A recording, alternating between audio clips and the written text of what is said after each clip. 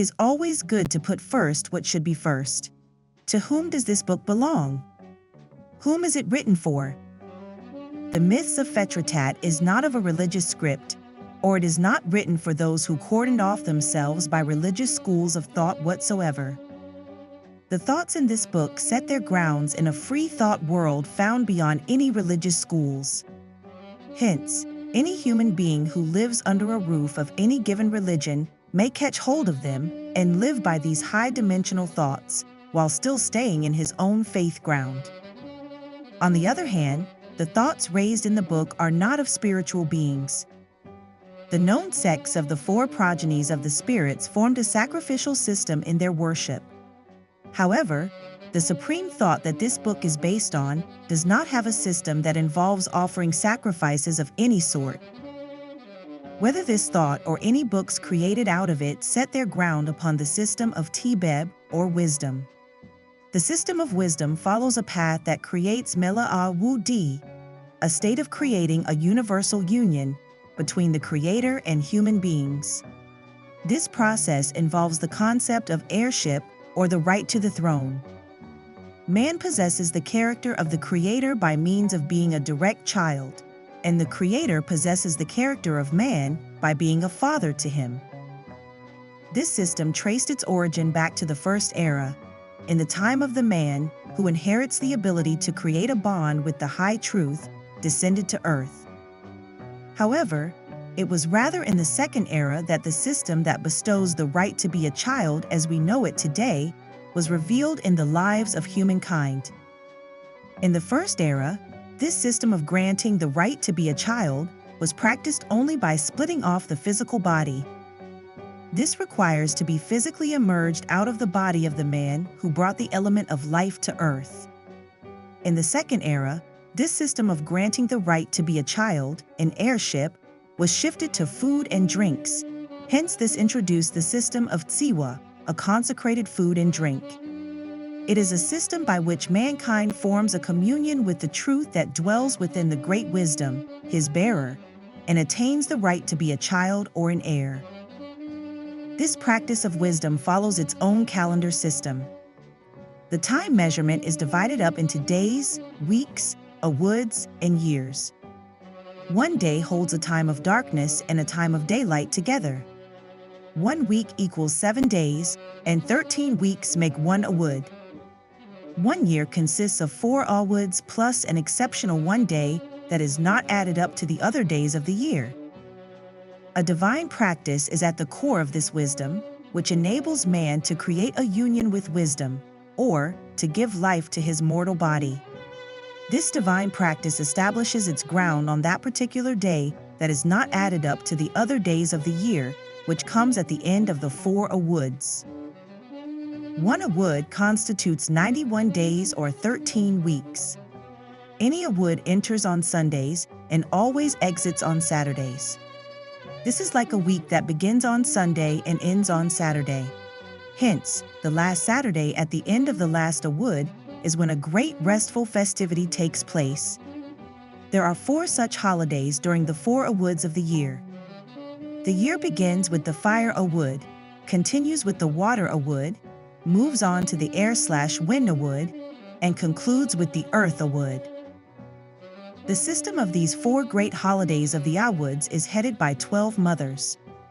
These mothers have a communion comprised of men and women who are neither less than 3 nor larger than 72 people.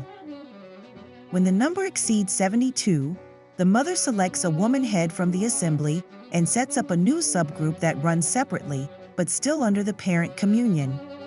In fact, the awood holidays do not perform a tsiwa practice, sharing of a consecrated food and drink. The group members gather around at the beginning of the holiday, Friday evening, and prepare a feast from whatever is available at home. They let an honorable person or an elderly member of the group open the ceremony. Except for taking the food and drink first from the table, the person would speak nothing or not perform any prayer. Then the rest of the group follows him or her and starts feasting. They spent the rest of the restful day with the spirit of love and pleasure within the area not far from the house of the ceremony. As the four woods pass in such a way in the houses of the mothers, at that noble day, which falls at the end of the year, the 12 mothers and all the members of their communions assemble in the house where the tsiwa is kept. As we mentioned earlier, the system of wisdom follows a tsiwa practice. This practice is performed by male servants of the tsiwa. On the first evening of the most honorable day of all, the man who is higher in honor among the rest of the servants enters the room where the tsiwa is kept. He stands before the tsiwa, a clay vase filled with a homemade drink, and the masab, a small decorated basket work with a flatbread in it. Then he pronounces the following: "This food and drink laid before me is like any other ordinary food taken from a farmer's harvest. Days later, it will be spoiled and finally turns to dust. I, who is standing before this tsiwa today, as any human being made of flesh, walk around this earthly world, and tomorrow will die and turns to dust. This clay vase and basket work placed before me is like any other household items. It is a product of a woman's artwork, and tomorrow it will worn out, break down, and turn to dust." After saying these statements separately, he then combines them together with himself and says, "This food and drink become this body of mine that is now walking around this earthly world. This body of mine will eventually break down and become this clay dirt." Saying this, he covers up the tsiwa with a piece of garment and walks out of the room, and never enters back.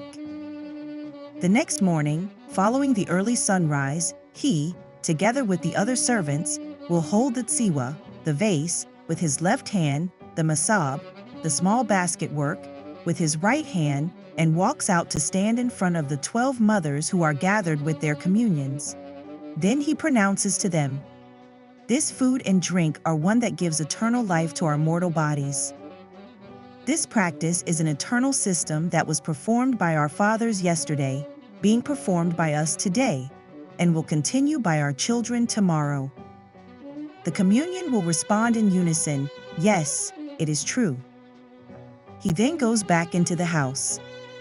He takes a bite from the bread and a sip from the drink first, and following him the rest of the servants separately do the same.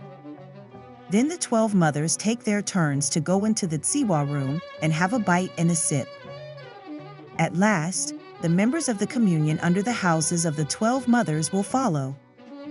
All the guests, other than the members of the communions, who attend the ceremony, will feast on the food and drink prepared for ceremonial purposes by the 12 mothers.